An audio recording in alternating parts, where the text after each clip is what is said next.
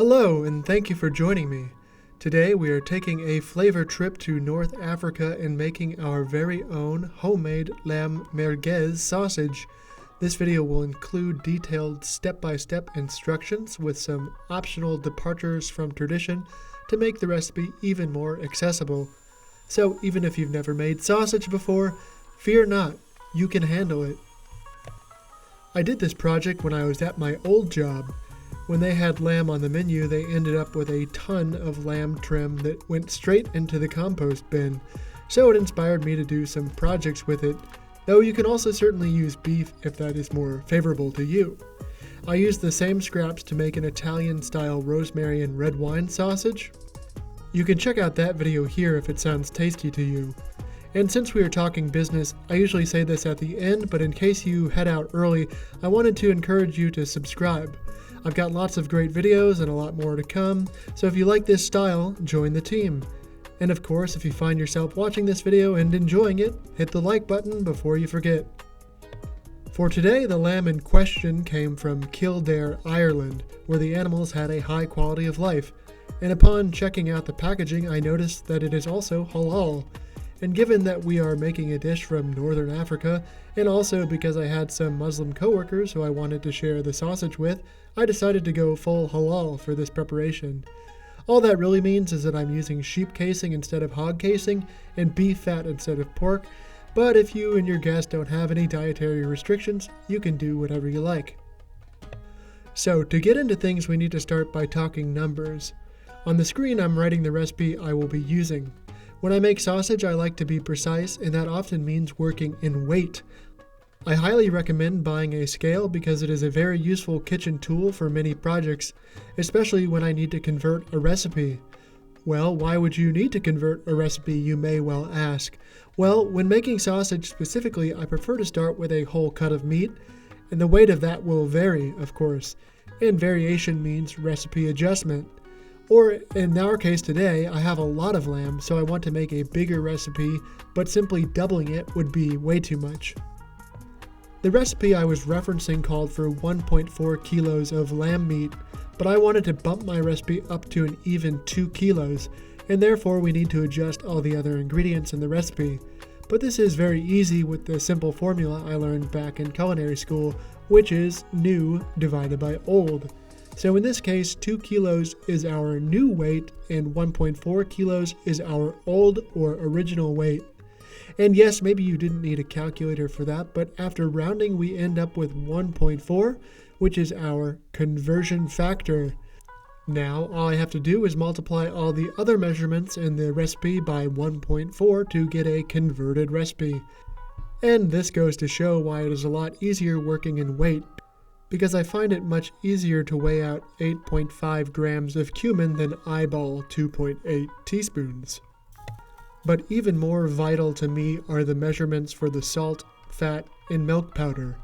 Good sausage is all about having well-seasoned meat with the right texture, and so having the right amount of salt, fat, and milk powder are essential to achieving this. For these ingredients, I will actually ignore the amount listed in whatever recipe I'm using, and instead calculate it myself based on percentages, which is also very easy. For the fat amount in sausage, while there are exceptions, 70% lean to 30% fat is a very reliable ratio. I noticed the recipe I was using had a slightly higher amount than this, not a huge deal, but given that the lamb I was using was not completely lean, I decided to adjust it back down to 30%. So multiplying 2 kilos by 0.3 gave me 600 grams for our fat.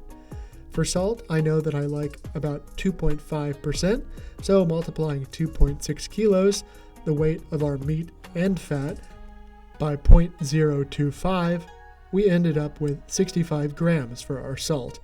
And while milk powder is not completely necessary, I find it is a great insurance policy for getting a nice texture and for getting nice moisture retention.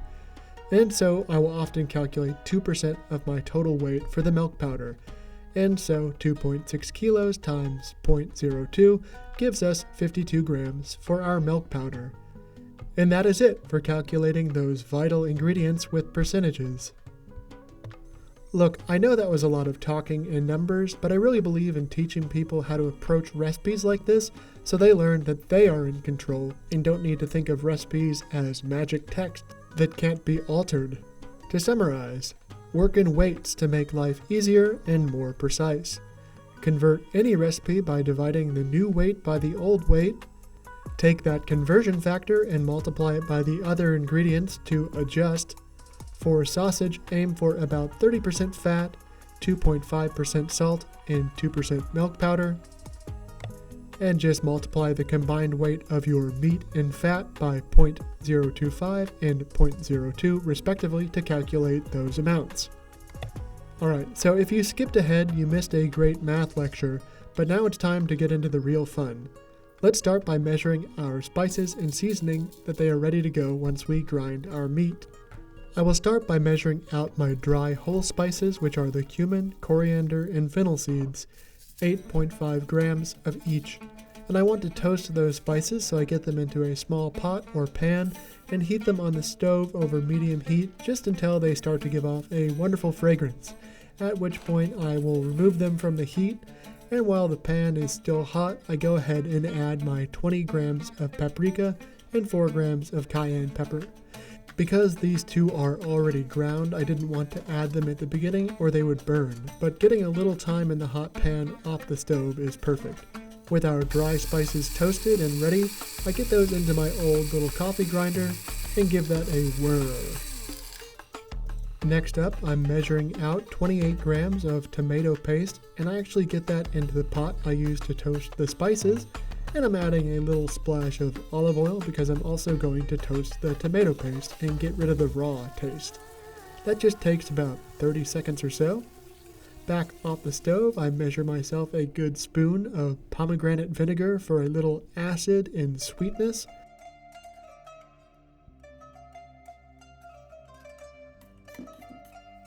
And now we need a good amount of garlic. 35 grams to be exact, so I'm just peeling a few cloves and getting those chopped up finely. And for one last special ingredient to help bring that distinct taste, we have here some harissa, a complex chili condiment from North Africa. I just love the design of this can. Anyway, we'll be needing about 100 grams of this, but you could certainly bump that up if you want things to be a bit spicier. And we're almost there, but we still need two important ingredients, salt and milk powder. 65 grams for the salt and 52 grams for the milk powder. If you missed the math lecture earlier, I talked about how with sausage I always calculate these amounts based on percentages, 2.5% for the salt and 2% for the milk powder. And with that, we have all our seasoning elements ready to go. Back to the meat. I have here my 2 kilos of fairly lean lamb loin scraps, and I just go through that and cut into pieces that will fit easily into my meat grinder attachment, and maybe trim away any excess bits of connective tissue. And as established, we need 30% fat for this recipe, or 600 grams. And because I'm keeping things halal today, I went to the halal butcher near me and bought some beef fat, because he didn't have lamb fat available.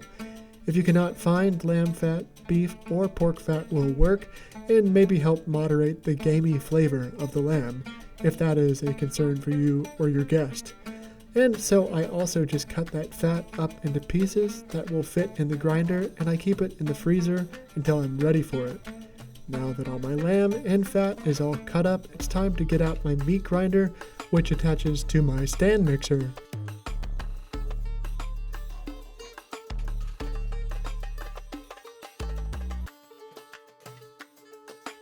Now I have a nice big metal bowl ready to catch all that ground meat. I get the mixer fired up and start to feed all those lamb pieces into the machine. And while we are mesmerized by the grinding of all that meat, I'll just say a quick word about sanitation. Sausage making should be a clean process from start to finish. So make sure you wash your hands often, keep your work surfaces clean, make sure all your equipment is clean, and make sure the meat is always cold. Keep clean and cold, and there is nothing to worry about. Now with all the lean meat ground, it's time to feed those cold pieces of fat into the grinder.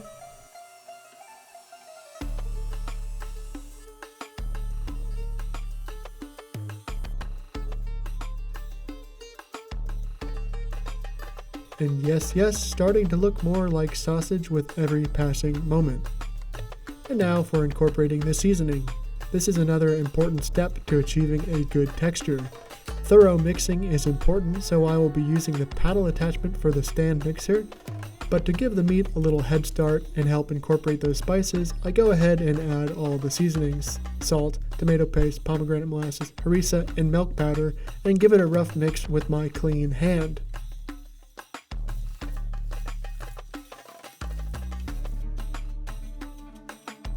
And because the bowl of my stand mixer can only handle so much, I'm splitting the work up into 2 batches. I get that in the mixer and let it run. And as it runs, I prepared my last ingredient, which is simply 115 grams of ice water. So once the meat has been mixing for a minute or so, I start to drizzle in half of that ice water. Anytime you incorporate a liquid element into your sausage, you want it to be cold. It helps the fat meld with the lean meat. Now, I let the machine run for a couple of minutes until the meat looks thoroughly mixed. Pay attention to the fat. It will kind of form a film on the side of the bowl. Kind of reminds me of when you make pâte à choux dough. After the first round is done, I get that meat mix out of the stand mixer. Here you can see the processed and the unprocessed meat side by side and just how different they look. You can really tell that there's been a transformation from the color and texture, and that's what we want. So now I get the last half of the meat in the mixer and let it rip, using up the last of the ice water. After the second round, I had both batches in the big bowl and gave it a final mix with my hand to ensure even distribution of our liquid components. At this point, it's not a bad idea to take out a small amount and fry it up for a quick taste test to see if you need any salt adjustment. Ooh, looks juicy. I was satisfied with the taste, so no need for adjustment. And now we are technically done. This is in fact lamb sausage, but the question is how you might want to proceed from this point. You could certainly just make little patties and fry them up, or form them into little lamb meatballs, but I bought this sausage stuffer, so I feel inclined to use it and show you the most traditional preparation. I just get that set up on my counter, and let's talk casing. As mentioned earlier, today I'm keeping things halal and using lamb casing, but you could certainly use hog casing instead if you aren't aiming to satisfy that dietary restriction. Either way, you'll want to make sure you soak your casing in lukewarm water for about 10 minutes, changing out the water a couple of times to make sure everything is well rinsed. Then it's time to feed the casing onto the tube of the stuffer. I recommend having a bowl of water on your work surface because it makes life easier. Wetting the tube also makes this process go a little smoother. And you will maybe run into knots with your casing, but that is just part of life. Untangle what you can and cut your losses after that. Once you have your tube loaded with casing, load your sausage stuffer with your sausage mix. You want to avoid air pockets, so I usually form the sausage into balls and then drop it into the stuffer and give it a little pack down before adding the next ball. Repeat until the stuffer is fully loaded. And then it's time for the most artful part of the process, actually stuffing the sausages. I crank the handle until I see the sausage at the end of the tube, and then I tie a knot in the casing. Now it's all about finding the right balance of speed of sausage output and the slack of the casing. A balance I have certainly not mastered yet, especially with my wobbly setup. One day I need to build myself some kind of rig, but for now I make do with what I have.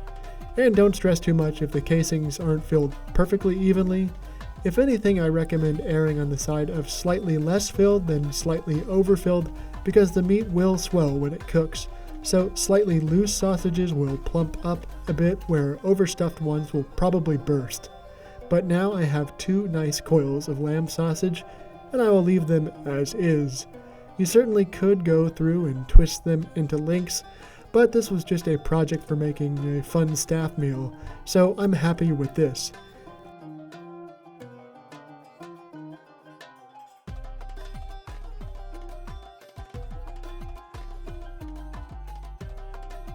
I cook them on the flat top at work, but even more traditional would be to use a grill.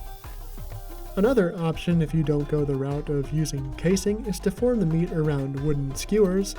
Now, this is more like a kafta or adana preparation, but I want to give you options so you'll feel like you have possibilities even if you don't have all the equipment. And who can deny how tasty this looks frying up in the pan? I'll just let those sizzle on screen for a little bit. So there you have it, lamb merguez sausage. Trim that would have otherwise been wasted turned into something special. Whichever route you end up going, once you get that on a plate with some couscous, a few olives, and some yogurt dressing and hot sauce, you will be feeling like royalty. So, give it a try! Thank you for joining me today. I hope you enjoyed this in-depth look at how to prepare your very own delicious and pungent lamb merguez sausage. I know making your own sausage may seem a little complicated with all the talking I did, but really once you understand the formula, it's easy to apply the same rules to any sausage project. And being able to convert recipes is just a generally helpful trick. If you enjoyed this video or at any point thought to yourself, wow, this is so thorough, it probably took a lot of work, well, you could turn those thoughts into actions and hit that like button.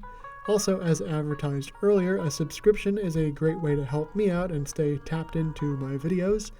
And of course, commenting is a great way to convince the computers that people are engaging with my content. And I always give a thoughtful response, so don't hesitate. I'll see you out there next time. Cheers!